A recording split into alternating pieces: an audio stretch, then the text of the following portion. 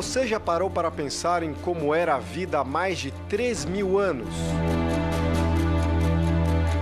Numa jornada pelo território de Israel, é possível voltar no tempo. Deus está com quem estiver com Ele. É nisso que temos que nos apoiar. Este período era um período em que o povo ainda estava se estabelecendo na terra. Eles eram nômades que tinham vindo pelo deserto e agora estavam começando a se adaptar a uma vida em cidades, em vilarejos, e muitos deles ainda eram nômades também. Uma época em que os governantes daquele povo eram chamados de juízes, mas com uma missão que, além de buscar justiça... É interessante que quando falamos em juízes de Israel, ou período dos juízes, nós pensamos geralmente em juízes no sentido forênsico da palavra, um juiz de um tribunal de justiça. Mas o sentido da palavra em hebraico é outro. Ali, quando fala juízes, é shofet, que significa mais um libertador do povo. Alguém que dirigia o povo e os livrava das mãos dos seus inimigos, especialmente os filisteus. O povo hebreu naquela época deveria ser um povo conduzido pela fé, a fé no Deus único que usava homens e mulheres como juízes, libertadores do povo de Israel.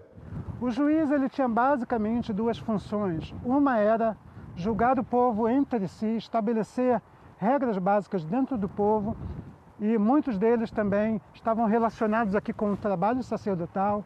E a segunda função do juiz era ajudar o povo a vencer contra os inimigos que os oprimiam.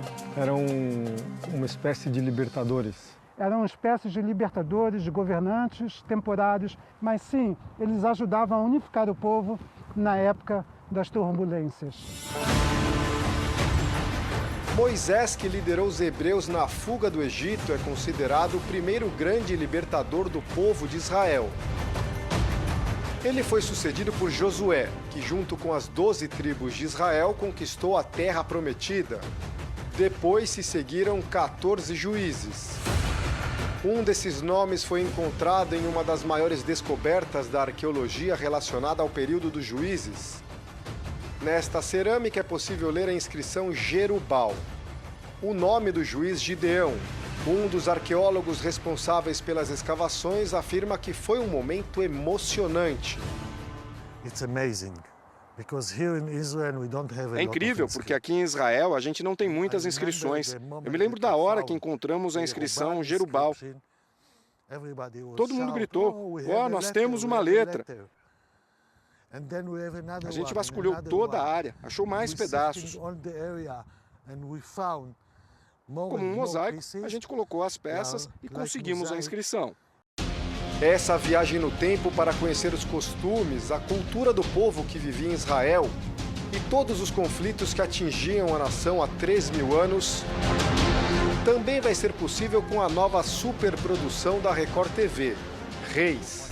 Reclamação é essa dos levitas? Em seu início, Reis vai retratar a vida de um juiz que marcou época, Eli, e o afastamento de Israel em relação a Deus.